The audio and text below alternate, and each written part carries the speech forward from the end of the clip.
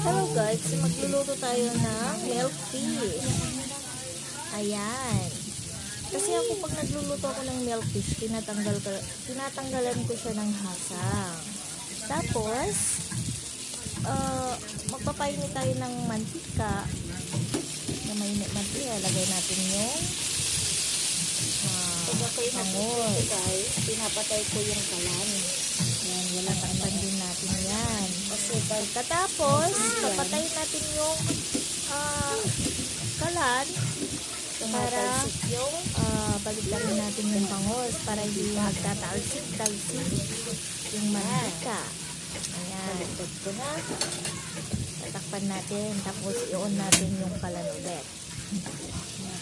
Yan ako magluto guys.